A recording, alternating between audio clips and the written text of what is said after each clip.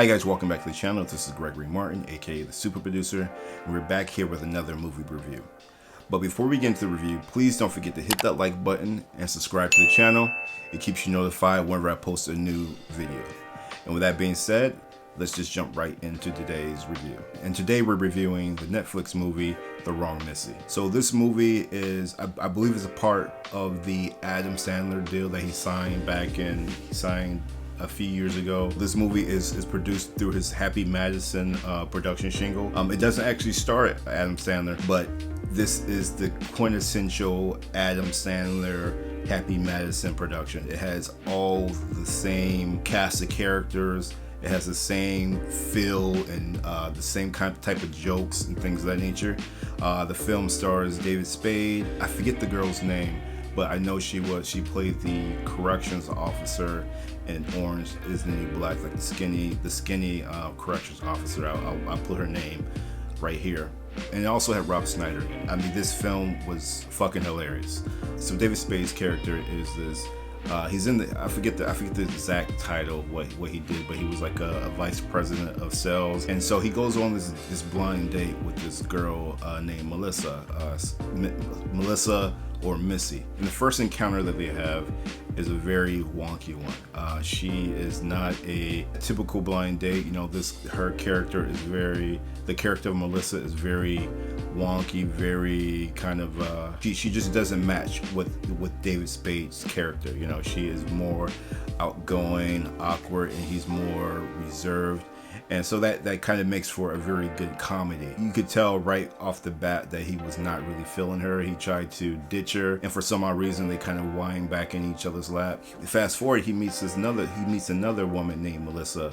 At the airport, they mix up their bags, and he really sees that they have a connection. They like the same book. They both don't drink. They had a fiance or husband cheat on them, and so he finds that this new Melissa is they're both very compatible. They almost have a connection, but it's cut short. But they plan to connect later. So obviously, you know, like I said, you know, the girl in the beginning name was Melissa, and this girl's name was Melissa.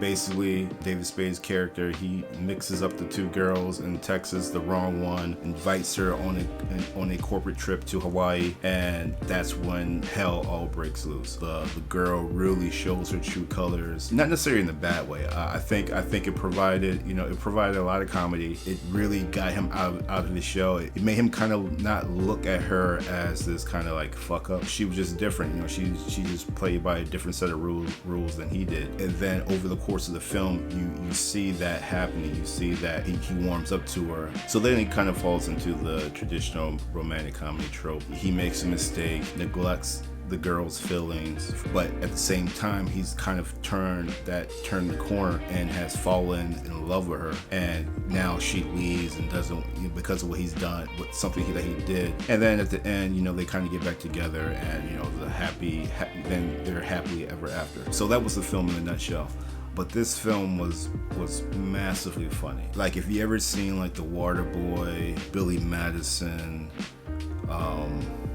name an Adam Sandler movie from like the 90s, and this is what you got. David Spade, if you see him in like a Joe Dirt or Tommy Boy, this is right up his alley. And I mean, he nailed it. I think everybody nailed it. Though Adam Sandler wasn't in the movie, I believe his wife, Jackie Sandler, held it down. She was really good in her role. Rob Schneider is one of the funniest persons in cinema that I've ever watched in my life. I've enjoyed him from, you know, The Waterboy to Deuce Bigalow, The Animal. He is like one of the best comedic actors of our lifetime, in my opinion. But everybody in this film was really funny. The premise was really funny. I mean, I was really surprised by this girl who played the wrong Missy. I had no idea she was this funny. I mean, I'm pretty sure she's probably done some work in between Orange Is the New Black, and that was the last time that I had seen her. But I had no idea that she had these comedy chops. Like, her timing was impeccable, her delivery of the lines, and then on top of that, she's tall and lanky. She wouldn't be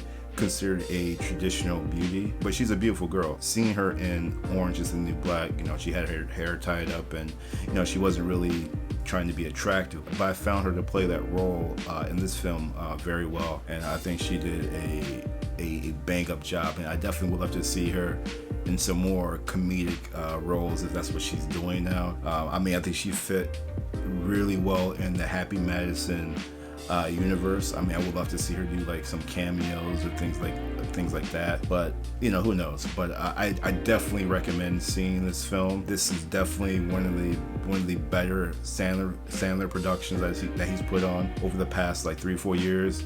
I really enjoyed Uncut Gems.